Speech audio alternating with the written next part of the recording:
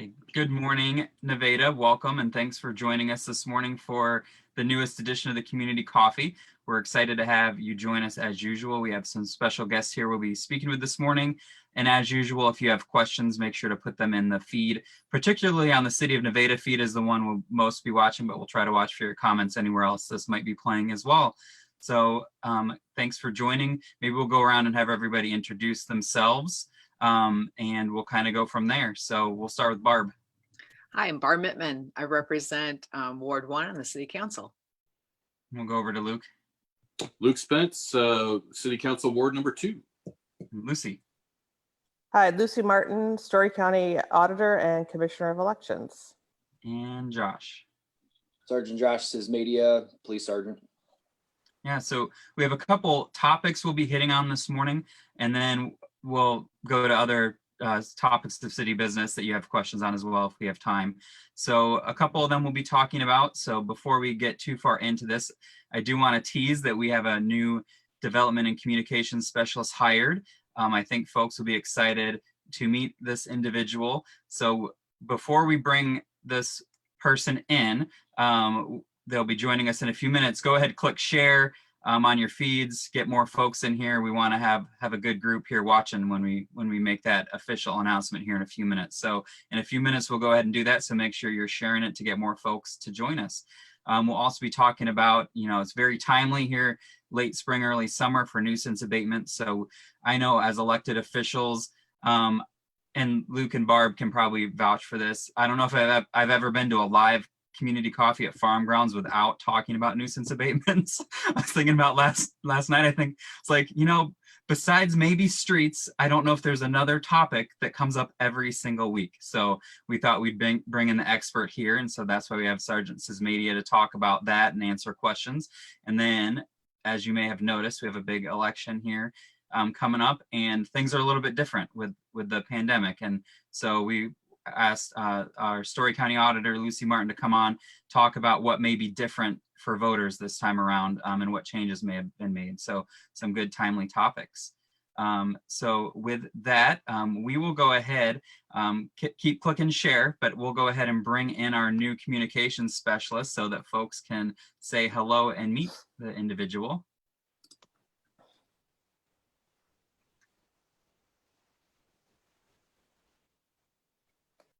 Okay, it's joining, so we'll need some background music. Ta-da! Hi. It's Marlys. I thought I lost the whole thing for a minute. It made a noise. Yeah, so we're pretty excited to have Marlys on the team. I am besides, we talk nuisance abatements in streets. I know when we hear a lot about communication. So every single time I've ran for office, I know Barb and Luke have heard it too. People want better and more information from the city. So it's an area that we've been trying to do better at. So welcome, Marlys. Thank you. I am just really so excited. I have missed the chance to be out there with residents. And even though there's been great opportunities for me to learn things in my job that I took with the assisted living facility, I have really missed being out in the community with people. And this is just really a super opportunity for me and to learn more about newer ways to communicate, not just with the writing, but with all the other ways that we have. So I'm really excited about this. Yeah, and Barb was just jumping for joy before we came live this morning about it. So, and I know there's a lot of excitement. I think Barb wants me to be on that one marketing committee again, right, Barb? I'm excited. There's a lot of things that I hope to be involved in. And I think people know from my time at the newspaper that I am not one that likes to sit back. I like to get out there and get involved in everything. So I'm just really excited. Thanks for the opportunity.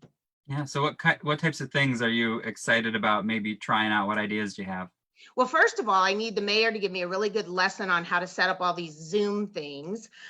This has been really, really neat. And we've used it a lot at the assisted living right now too, to connect residents to their families during this time. I think I've been working a little more with video work there. So that's something that I can't wait to do more of. I've been using a design program to get some new things ready, some templates ready for press release information and all those sorts of things. And I also think that it will be fun to try out new ways of getting information out there, not just through press releases or stories, but through graphics and things like that that we can set up to share information that people need to know. I think it's going to be really interesting to see, and I've kind of watched this in my present job, what people really will tap into and follow, what reaches the most people. Mhm. And I really have learned a lot of things about that since at the paper and since leaving the paper. But it's interesting to watch what people grab hold of. And I think that's going to be a fun thing to keep learning about. What helps get more information to more people. Yep, I would agree. I think it's kind of funny because I've been doing these every Saturday, but I'm the type of person that if I click on a story and it's just a video, I'm out. Unless it's something really, Right. really that I want to know about, I don't watch the videos. But Right, the majority of people watch the videos. They want the video content rather than right. written contents. But there's still that subset that wants it different ways. So That want I think just we that quick, definitely yeah, are in a quick look at it. multimedia type of a society, Right, needing to get it right. out in multiple channels. I think you're right. And I think there's times when a big, a story that's long is needed to describe and to go into detail on something, but there's other times when short bits of information can really help people more. So we'll just be playing around with all kinds of things. I'm excited. I am. So Yeah, there is so much going on in this city. It's been hard to sit back and not be able to just dive in on some of it, but I'm excited. yeah, and Marlys will be helping all of our departments, whether it be public safety, park and rec, streets, our water, wastewater utilities, city hall, library probably can tap into that. So there's a lot of different avenues. So it's not just administrative news, it'll be all of the departments so that folks know what's going on. And I think that's one great thing that I've liked about these coffees is I know we all see rampant rumors and misinformation that just starts. And the best way, I think, to get good information out there is just get it in people's hands, because then what I see is once we get good information in people's hands, when there's a rumor out there, community members themselves tend to correct it right away. So I think that's great just to have good information out for people that's accurate. That is, yep. So, It's going to be exciting. And I think what's really exciting for me is many people know me, and I hope they know that they can trust to come to me for answers when they are questioning something that's going on in the city. I will do everything I can to get them those answers. yeah, So, I agree. There's a lot of trust and integrity there that's been built up for a long time that people definitely trust Marlys. thanks, They Brett. know they'll get the honest answers. That's right. So does anybody else have any questions or comments about Marlys? I know she has a lot of other things going on this morning, so we were going to let her go back into viewer mode so she can keep making her casseroles. Yes, I'm helping cook for a family that's going through a rough time. So that's I don't want to turn the camera any other direction because I've got food everywhere in my kitchen right now, things to make casseroles. So Yeah. but it's good to see all of you, and I am going to keep listening this morning. So especially the nuisance abatement. I shared a story on Facebook this morning that I did back in 2017. I had an in-depth conversation with Matt Martison, and this issue is really interesting, and there's a lot of parts to it. So can't wait to hear what you guys discuss this morning. Yeah. And where can they find that story? I shared it on Stories by Marlys Barker on Facebook and on my own Facebook page. So I can share it to a few others too if we need to. So Perfect. Yeah, when we get a chance, we might put it in the comments of this video too, so folks can Great. click on it. So great. Awesome. Okay. Thanks for Have a coming in, great Memorial Day weekend, everybody. and congratulations again. Thank Great you. to have you on board, Marlys. Thank you. See you all soon. See ya. Thanks, Marlys. Bye. Okay, now let's talk elections a little bit. So we have Lucy here to fill everybody in on any changes that they may expect. I know I get a lot of questions about where people can vote on voting day and what challenges you may have had to overcome. So maybe just kind of flesh it out a little bit for everybody. Sure. Thanks for the opportunity. So everybody in the city of Nevada and Nevada Township will be voting at the Story County Administration Building. Under the emergency directive, we were allowed to consolidate precincts, which is not normal for any election that has federal races on the ballot. But because of COVID-19, instead of 43 precincts, we have 10.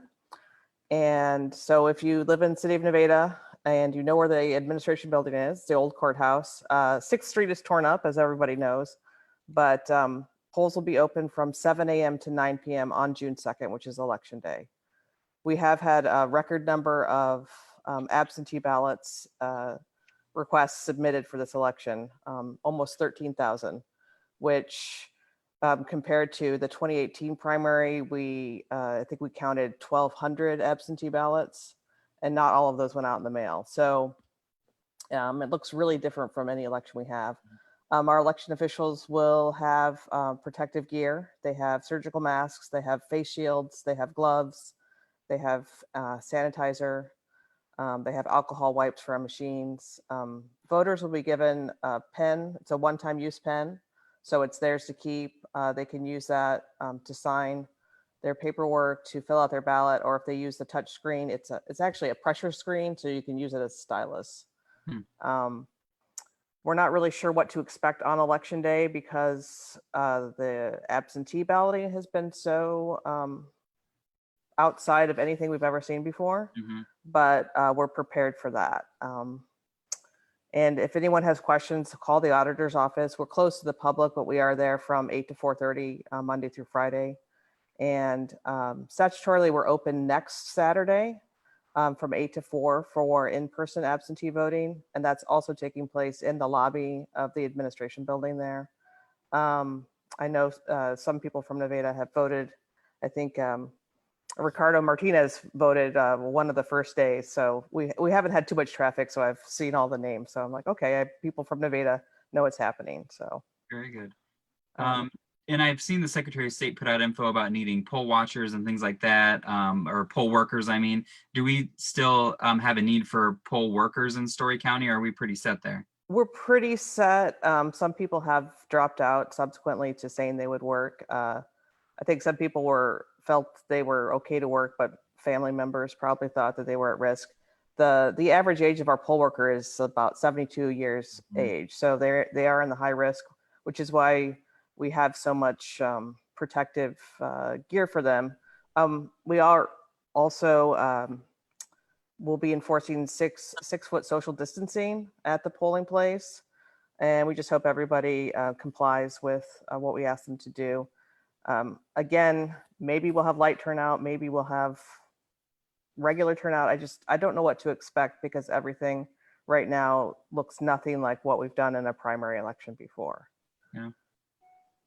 So, And you mentioned in-person absentee voting next Saturday. Are there other days that they can go to the courthouse as well? yeah, every day, well, not Monday because it's a holiday, but on regular work days. So next week, Tuesday through Friday, we're open for 4 hours every day. The lobby, it's 11 a.m. to 3 p.m. If people want to return ballots, we have a drop box out front. People have been turning in forms there, but yesterday was the last day to submit a request for a mailed ballot. You can still vote absentee in person and you can still go to the polls. But that deadline has passed. That was 5 p.m. yesterday. And actually, when we cleaned out the drop box at 5 p.m. yesterday, there were probably about 25 hand-delivered requests in there. So good. So at this point out, if folks want to vote, they need to go to the Story County Administration Building between 11 and 3, Monday through Friday. Next Saturday morning, you said? yes, 8 to 4, 8 a.m. to 4 p.m. We're statutorily open for 8 hours that day. And then the last day to do that would be Monday, June 1st, again, 11 a.m. to 3 p.m. Okay. And then on June 2nd, on election day itself, they would also come to the administration building for regular polling place for all. Right.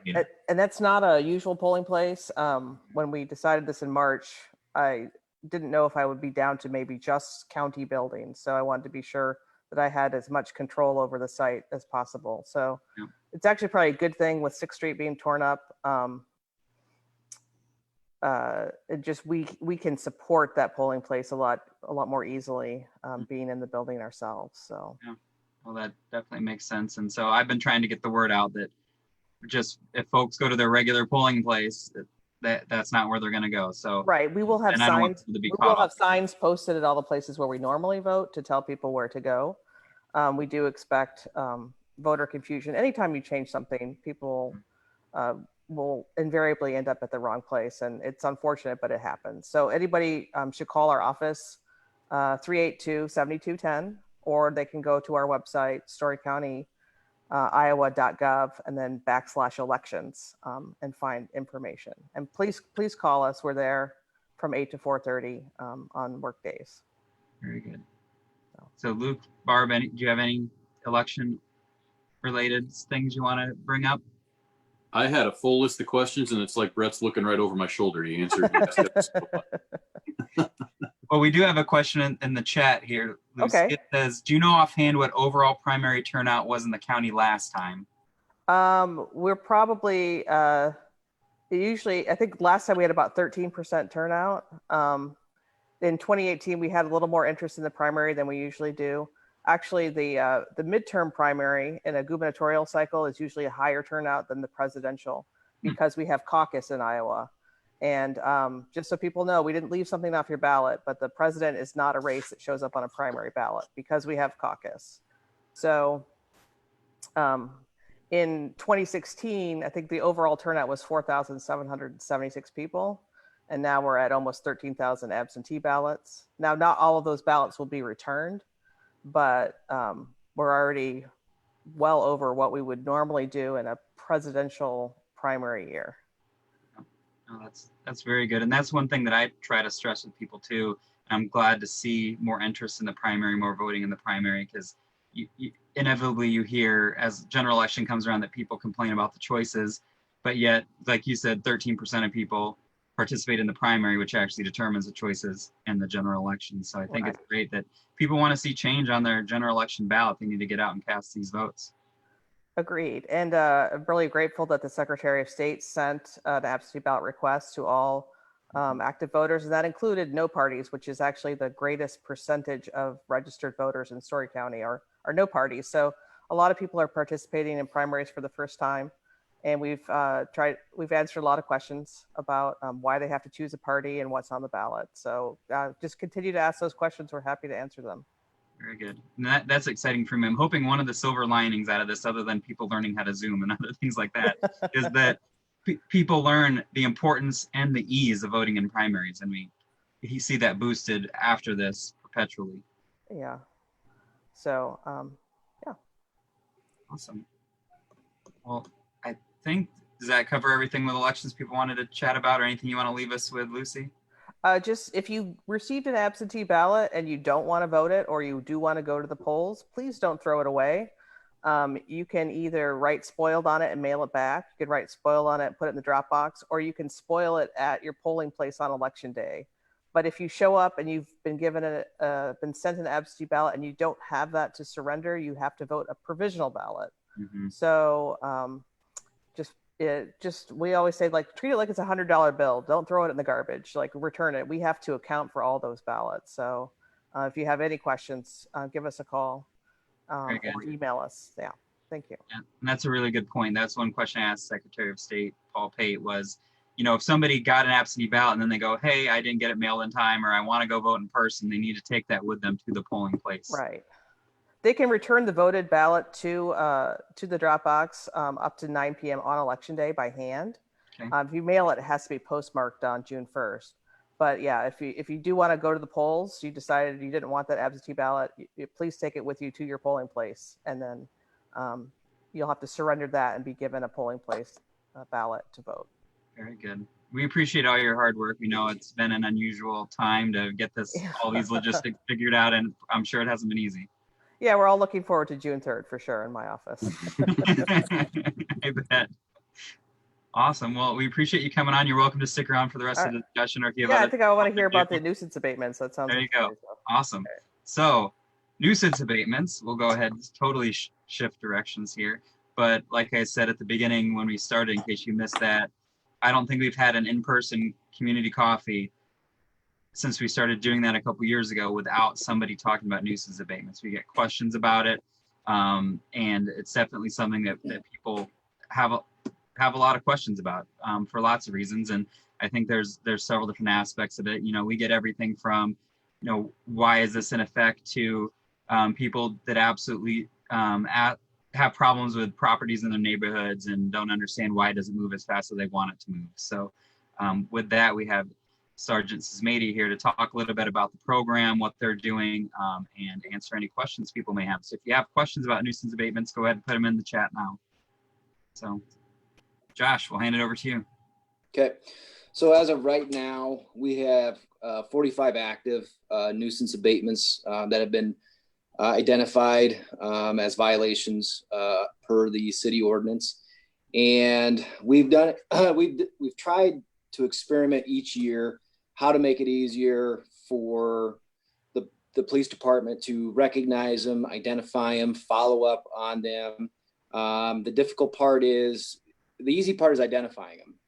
Where the difficult part is doing the follow up, making contact with these folks who, you know, have some issues with their property, and, you know, trying to assign an officer to that property. It doesn't make a lot of sense to assign an overnight officer an abatement case, you know, when they work from 10 to, you know, 7 or 8 in the morning. So we try to limit to our afternoon guys. I take on some, our day guys, obviously. So this year, me and the community service officer, and it kind of worked out nice the way the schedule kind of split with this COVID thing, where we don't have Nancy and Kathy working together. So Nancy has gone out and identified a lot of properties. She photographs them. She gives me the address. She creates an incident report, reports back to me, and then I assign them to officers. And those officers will then, you know, deploy out. They'll make contact with the owner. They'll actually go out and observe the property first, because it could just have been, you know, that one day they had some stuff in their driveway or on the side of their house, and then 2 days later it's cleaned up. You know, so then we document that, we compare photographs, we photograph it again, and then we can close the case out. But if the nuisance or the problem is still there, then we'll file the paperwork with them. We usually give them about 2 weeks to clean up. And if we make contact with that person after 2 weeks and they're still having issues, you know, as long as they're making progress, we won't cite them. We'll give them some more time. But if there's no progress and there's no effort, you know, a citation is going to have to be warranted. It just comes down to, you know, again, you know, I read Marlys's article, is just making, you know, Nevada beautiful. You know, we don't want to decrease property value, we want to increase property value. And the more nuisances we have, you know, property value goes down. One thing that we've done this year is I've assigned one officer to the 10th Street Trailer Court. And we always get complaints out of the trailer court because of especially along 10th Street, garbage and trash and collection of lawnmowers or bikes or whatever the case may be. And that fits the ordinance for our nuisance abatement. So I've assigned one officer solely dedicated so that way there's no double cases for, you know, properties in the trailer court. It's his and his only. And so hopefully that will remedy the problem of identifying the same property over and over again, because we ran into that issue a little bit last year and there was a little bit of confusion. So so far so good. Again, 45 nuisance abatements. I've assigned out over 20 of those. I'm going to go through and start signing out the other 20. I've gone out and looked at some of these properties, and so far 45 of 45 are in violation. So and I'm still waiting one of them is they were building those duplexes on I believe it was J Avenue, and then they ran into some issues and they just stopped, and there's a big tarp full of stuff. So trying to get some contact information from him, and all he needs to do is just remove the tarp, because apparently under it is just dirt, but the stuff on top of the dirt is an eyesore.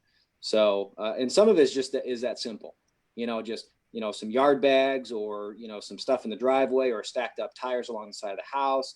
Some of it is very simple and very easy to relieve the problem. So that way they don't incur a citation Once they clean up the mess, we photograph it, we document it, we close the case out, and that's it.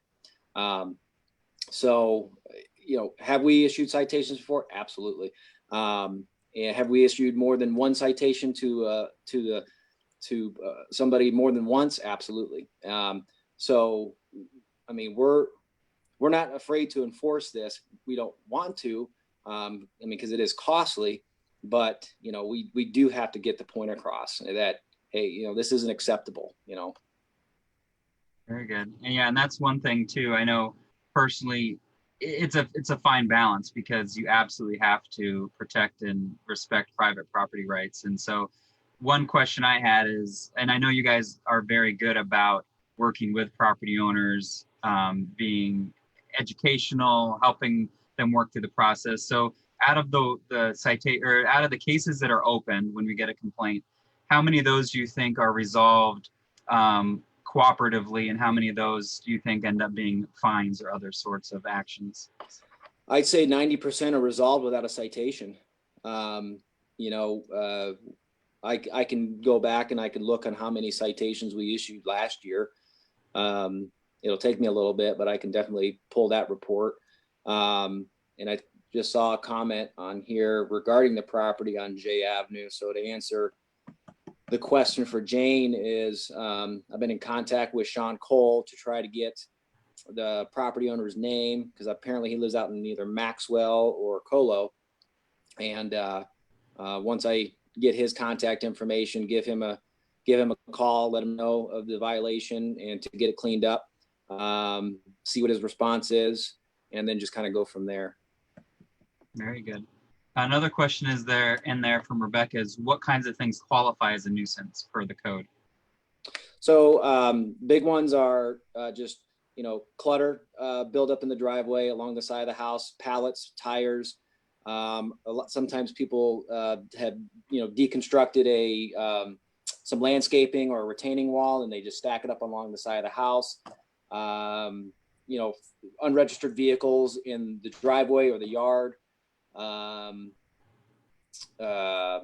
Collection of lawnmowers or, old bicycles. The list can go on and on and on. Those are the obvious ones. Paint cans just stacked up in front of the house. Any hazardous materials that are, combustible under heat. So in the summertime when it's constantly under the sun, pressure builds up in those things that become a fire hazard. So just, kind of common sense stuff, really, so if you get rid of, if you have a pallet of something delivered to you and you stack it in your driveway, break it down, take it somewhere, burn, do a, some sort of controlled burn, or use it for if you got a fire pit and you're, within the ordinance of that, use it as, firewood. But yeah, just things that you would think like, okay, this could be an eyesore, let's get rid of it. Let's take care of it. Yeah. Are there any that you think are the most common complaints that you get? Most common would be probably tall grass, which, could be, fall into the nuisance. And, there's another category for tall grass too. Unregistered vehicles that are getting worked on, but there's tools everywhere or there's parts everywhere. The 10th Street trailer court is just a collection of things, lawnmowers, push mowers, riding mowers, bicycles, washer machines, dryer machines, just a collection of junk. Very good. And I have more questions, but I'm going to let Barb and Luke jump in if they have some. What about options for disposal? How are folks coached to be able to get rid of the stuff? So, if they have a lot of, there was a house out on 10th Street Place, and we coordinated, this was probably 2 or 3 years ago. They had ordered a dumpster, but they were, a little bit older of age, and they were, relying on some neighbors to help them, throw away some stuff in these dumpsters. So we understood that. And so we worked with them, and I think we gave them about a month. And as long as they're moving forward, making progress, and it's going to get done, we'll work with them. We'll keep following up with them on a, probably a weekly basis, that type of thing. But if we continue to get calls like, hey, they're not making any progress, the dumpster's now sitting there, it's full, that can also be a problem too. You get rid of all the junk and you have it in the dumpster and it's sitting in your driveway, and that dumpster isn't moving, that's still, you're 90% there, you're at the 10-yard line. Let's cross the goal line. What do you provide them with a piece of paper like the appliances? I So- don't think I know where they go. Yeah. So appliances, I know that in the city of Des Moines, you can buy a tag. It's like $5. You put your appliance out on the side of the road, and you put this orange or green sticker on it, kind of like compost bags. And as long as it has that type of sticker, they identify it, and a truck will come that primarily disposes of the appliances, fridges, microwaves, washer dryers, things of that nature. So if they contact whoever their trash, who provides their trash service, say, hey, look, do you guys have a service that hauls away house appliances like microwaves, dishwashers, washer dryers, fridges, that type of thing? I'm sure they'll accommodate that for them. I mean, they do compost collection. So if you bundle up your twigs and sticks in a nice pile, they'll take that. If you put them in a compost bag that you've already prepaid for, or you bought a sticker for, and you put the sticker on your bag, they collect that. So just get in contact with either, whoever your trash provider is, and they'll be able to tell you exactly what they can pick up, what they can't. And they would have a slew of resources of who to contact, where to take it to, if they do pick up, those types of things. Now, I mean, it's going to cost money, but for $20 for somebody to come haul it away, it's better than a $495 ticket. Yeah, and that was one thing. I know there was a thread and online yesterday about if the city could work with garbage haulers to take away yard waste and things like that, which that's one thing that, to my knowledge, all of our garbage haulers in town do take away those big items, the yard waste items, the things you're trying to get rid of. And just, I would encourage folks to call and ask those questions. And I know Luke, that's one of the big issues that he brings up, is yard waste. And we've had a committee about that. We actually met right before COVID blew up on everybody. So we'll be circling back and continuing that discussion. And there's a long history there that we don't have enough time this morning to go over. But just how to do it, and make sure there are outlets for people that are affordable for them, that also prevent some of the abuse that was seen in the previous setup. So that was one of the reasons why the previous councils stopped the previous citywide days, as there was a lot of abuse of those programs. So just got to find a good balance. And even now we have illegal dumping on city property. And so I would encourage folks not to do that, because if you get caught, you will get a fine if you're illegally dumping these things on city property, because there are legal outlets to get rid of them. So do not take them to the wastewater grounds, please. So there's a question on here about, housing feral animals due to some rundown buildings and structures that don't particularly qualify for a nuisance because it's an abandoned property or abandoned home. If they want to call us because of these feral cats, we can definitely come out and set traps. That's not a problem. Now the house itself, that could, possibly be a zoning issue. That's another question for another time maybe. But I know it doesn't fall under nuisance abatements, but if anybody notices, these, buildings that are run down or abandoned, and they're seeing feral cats or, animals that could pose, a health hazard to kids or whatever the case may be, just give us a call. We have plenty of traps. We can set traps. We can definitely do that. That is one of the services that our community officer does. But that's primary job. So, and she's just helping out with the nuisance abatement issue because, we have the time to do it now, and we're going to take advantage of it. But yeah, so says, who is the direct contact for this issue? You can contact the police department. You can talk to me, Sergeant Cizmadia, or you can talk to community service, Nancy Pritchard. She'll take down the address. She'll drive out there. If she identifies it, she'll take a photograph of it. She'll create an incident report. She'll send it to me, and I'll assign it to an officer, or I'll assign it to myself, and we'll get it taken care of. So if Josh, they what's do, the- oh, go ahead, Lou. What's the phone number for that, Josh?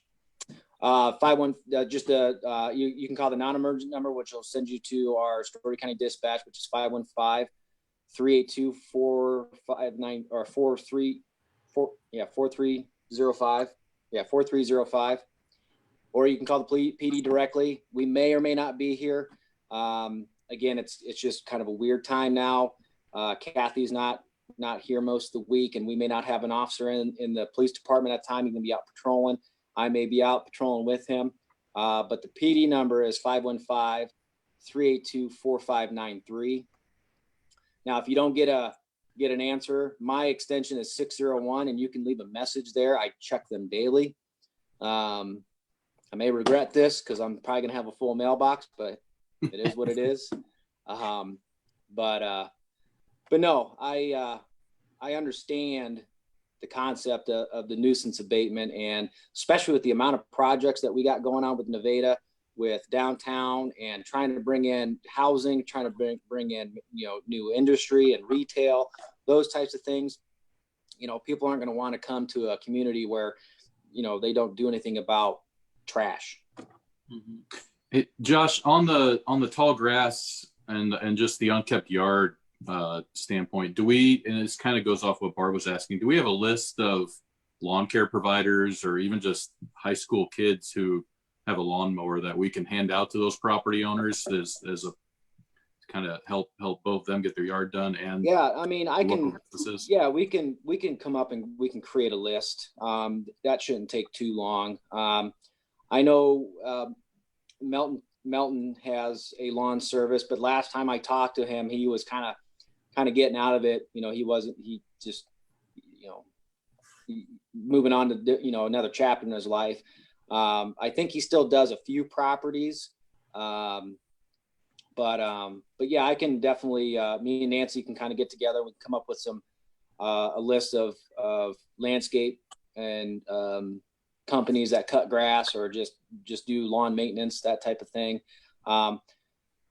It'll be hard to get a price because they base it on square footage of lawns, but at least they'll have a number to contact somebody, and they can reach out to them, say, hey, I got 3,500 square foot property, what would that cost? And it's just grass. There's nothing else you need to do. I'm sure they have an option for if you want, trimming, or do you just want a straight mow? Do you want me to bag it? Do you want me to, spread the clippings in your yard? There's a ton of different options. So, and the grass clippings is another issue. People just, make sure that you're not blowing the clippings in the roadway, because we're coming into a rainy spot in the year, with May going into the beginning of June. Those grass clippings do make the road slick, and it's difficult for folks that have motorcycles or even, smaller cars that are very light. And also too, it clogs the storm drain system, and we're spending a lot of money right now putting in new infrastructure. And the last thing we want to do is start clogging it up with, debris. Yeah, we've been working hard on that storm sewer system, so definitely don't want it clogged up. And then you mentioned they can call with the complaints. Can they report a problem on the website too? Does that get to you guys if they click the report a problem? Do you get forwarded that if it's a nuisance?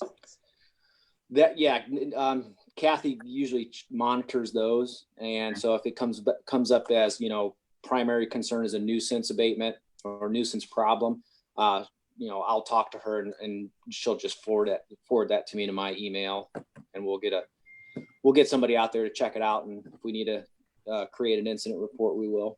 Perfect. So that might be an easy way too. We have the report a pothole, report a concern type button on the city website, which that'll be one of Marlys, which we talked about earlier with Marlys. One of the nice new projects we'll probably tackle earlier with her is updating and modernizing the website. So hopefully we can make it more functional for folks as well. So there was a suggestion on here that, and I can get with Don on this, is once we compile a list of, folks that cut grass for a living, maybe we can include that in the water bill that goes out.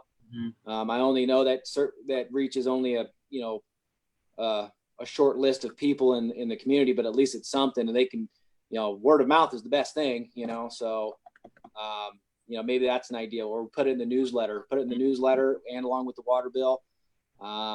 So, I mean, there's different ways we can do it. And then once we can, compile a list, I can throw it on our Facebook page too, and then the city can share it.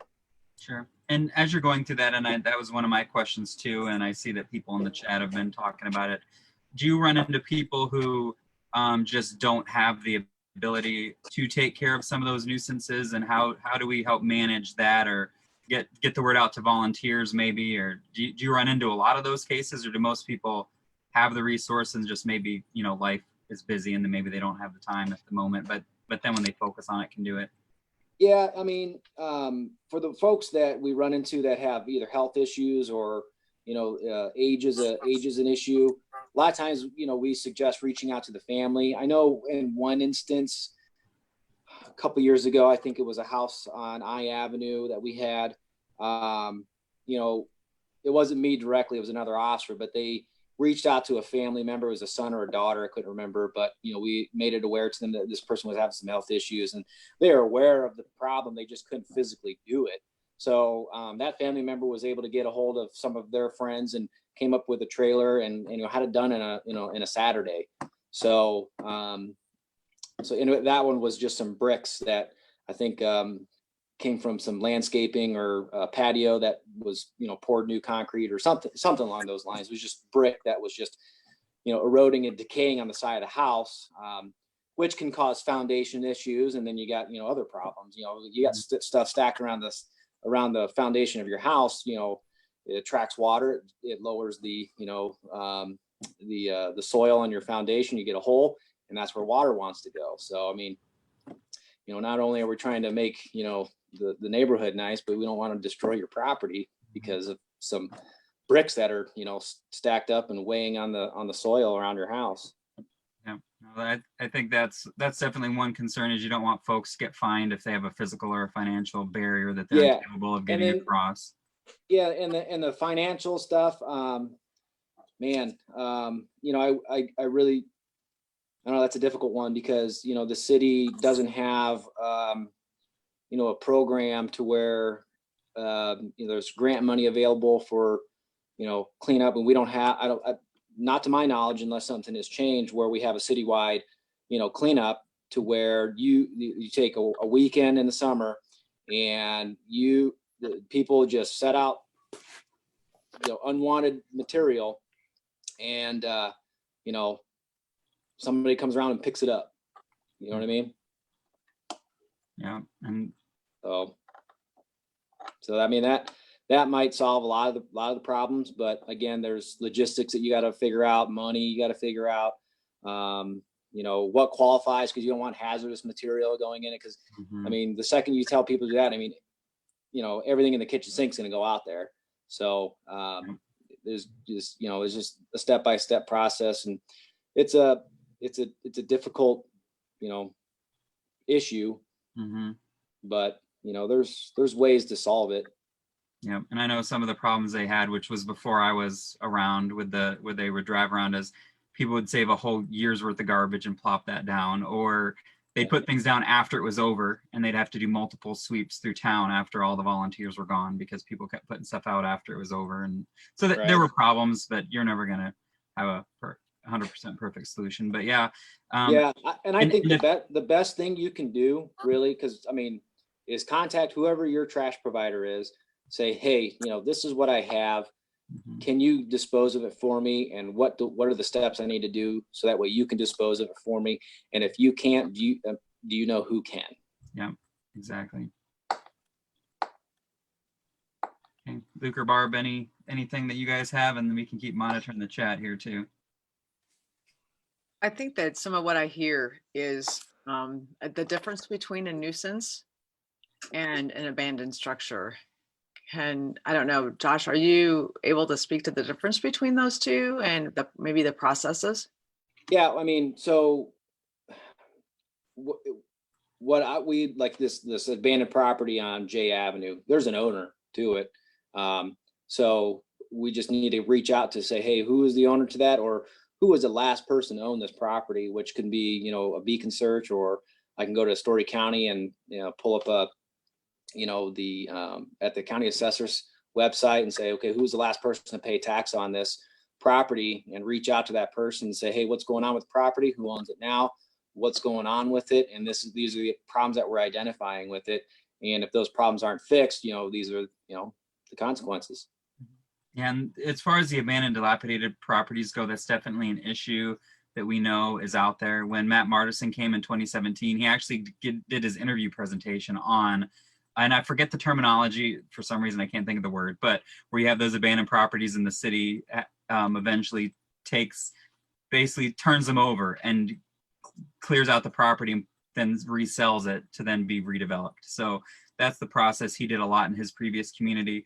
And so that's why Marlys did that story in 2017, because what we said is, well, let's start easier where the low hanging fruit is and focus on the nuisances and clean up a lot of those things that are easier, because the abandoned properties are a lot harder, and for good reason. I mean, you have somebody's private property, and it should be really hard for the government to take that from you. It should be very, very hard. But it is a long process. It's a hard process. It takes a while.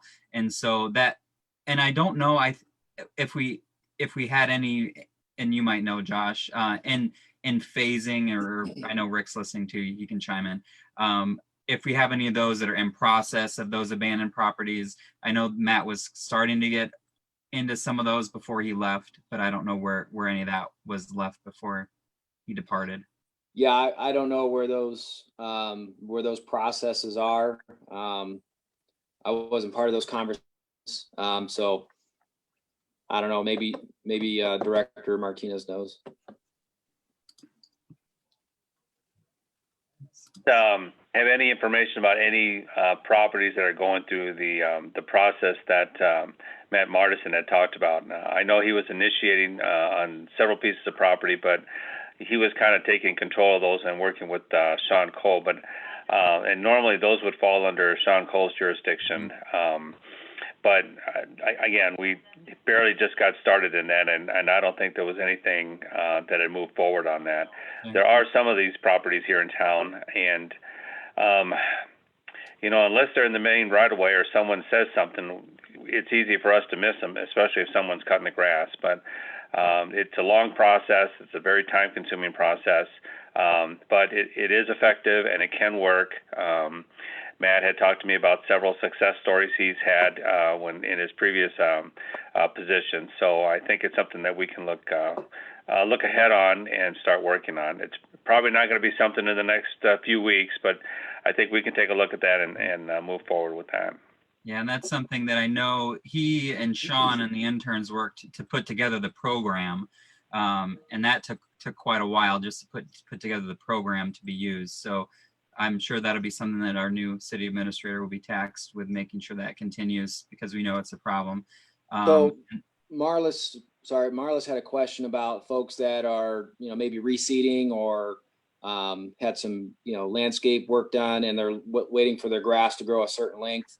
If that's going to be in violation. If we notice it, we come out and you got a reasonable explanation, like, hey, I just had this grass reseeded or plugged or whatever the case may be, and I'm waiting for it to grow a certain length, and it's got to be mowed X amount of times, or it's got to grow for so long. That's fine. Let us know so that we're at least aware of it. We can note it in the incident report, and we'll check up on it in 2 weeks later. Now, if you let it grow knee high, I mean, I'm no landscaper or anybody that's done anything with horticulture or turf management, that type of thing, but that might be a little excessive, and then there's another one, the lack of means to get rid of junk. Most cities have some kind of pickup days. Some do. Those are mainly larger communities, smaller communities. I mean, it's up to, the property owner. And like I said, the best thing you can do is contact your trash provider and,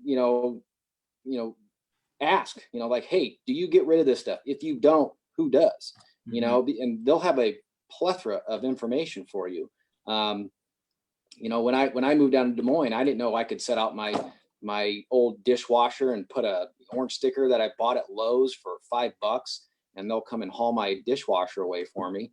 Or you can get those junk bags. They come by and they drop it off in your yard, and you just load it all up, and then it's weight. It has a certain weight capacity. They come by with a truck with a crane, they pick it up and they dump it in the thing, they drive it away. I think it's $100. Yep. Yeah, and that's I think that's the challenge with some of those is we do have the private haulers that can do it all year round and often for cheaper than we as the government can do it. And so that's where you know 95% of the community can take advantage of. So it's finding that right balance where everybody has an outlet that's in the best way that doesn't get abused. So there was another question right here. Is there any way on the website that we can make available to the public to track nuisance or abandoned buildings in the future to avoid the redundant complaints? I don't know if that's something, if that's a privacy issue, or I think that'd be a great idea. Huh? I was wondering that if there's a privacy piece Yeah. of that you have to be careful of. So, I mean, that's something we can look into if it is a legality or privacy issue, but that would be, pretty slick. Mm-hmm. Yeah, so we'll make note of that. I know Rick's listening; he'll probably make note of that too. And if it's possible, it would be good. But as long as that's what's hard is you don't want to blast out on the internet. Yeah, this person's property is a nuisance, and yeah, because it's very easy to do a search on a property and figure out who it is. Mm-hmm. Yeah, but yeah, definitely a good thought. Yeah, so. Yeah, Luke, Barb, anything that you guys have pending here? Got all the questions I had. Yeah, and I know in the past we've had really good community support. So when folks find out about a home that the property owners have an issue and they're unable to take care of it, we've had the community come together and pull volunteers to make it happen. So I'm sure that if our PD runs into some of those cases, definitely if we make that known that folks need help, I know that folks are really good in this community about stepping up and taking care of those things for people that need some help. Yeah, and if there's a unique situation, where there's a health issue or age issue or some sort of, very unique situation, I mean, I'm sure I can get a few from the police department, a few from the fire department, and help somebody out. Just volunteer, get it done, so that way it is done, it's taken care of, and it is no longer something that we have to worry about.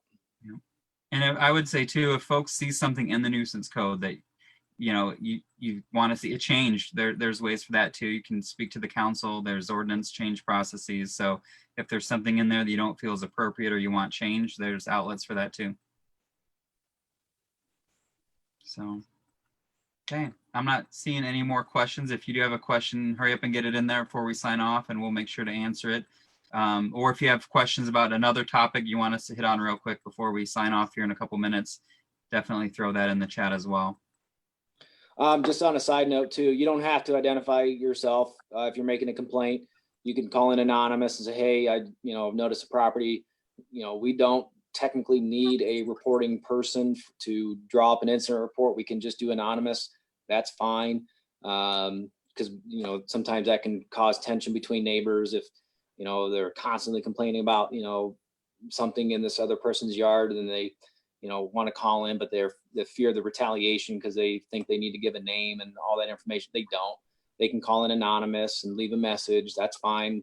We'll just follow up on the property, and the officer is not going to say who reported it. They're just going to say, hey, look, we got a report. We don't know. So half the time they don't know who. So yeah. Another program I'll hit on real quick before we sign off that's pretty cool is Main Street Nevada approached the City of Nevada Historic Preservation Commission about partnering on a really neat program that they unveiled yesterday. It was going the social distance historic walk through Nevada, which is really neat because what they did was they put up signs at, I believe, 20 locations throughout the community that have little QR codes that you can just take your camera on your phone and scan it, and it'll tell you about that property. So we've had some historic walking tours that the Preservation Commission of the city has funded before, where you get a physical map from different businesses. But this will be a way that 24 hours a day, 7 days a week, whenever you want to show up, you can just show up at a property and learn more about it in town. So I think it's a great way to preserve our history, and definitely money well spent. And hopefully now that it's getting nice, folks will get out there and take a look at that. But they intend for that to be an ongoing thing. So they want to add more locations each year to that and keep it out there. So I would encourage you to check that out on the Main Street Nevada Facebook page, learn more about that program. I think it's pretty neat. So let's see. make sure. I thought I saw another question come in, but maybe it did not. So I don't have anything else unless anybody else does. Awesome. I think that was really informative, Josh. Appreciate you coming on and sharing that with folks. Yeah. Yeah. Thank you very much. Have a good weekend. We'll see what the weather does. I need to check. It looks pretty rainy this morning, but all my projects right now are outside. You know, folks want to get their yards taken care of. It's going to rain all weekend, I think. But Well, I think we're getting a break for the afternoon, so Oh, it good. should be nice this afternoon. there you go. And I'll also plug Tuesday will be the city council meeting. So not Monday because of the holiday. Our city council meeting will be on Tuesday.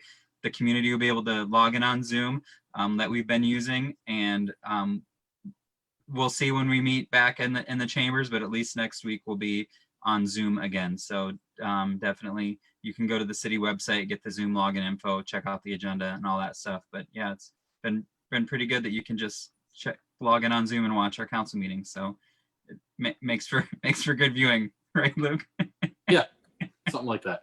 But no, there's lots of important issues. But yeah, anyway, I think we'll go ahead and sign off. But have a good weekend. Appreciate everybody joining. Thank you. All right. Thank you. Have a good weekend. You bet. Bye.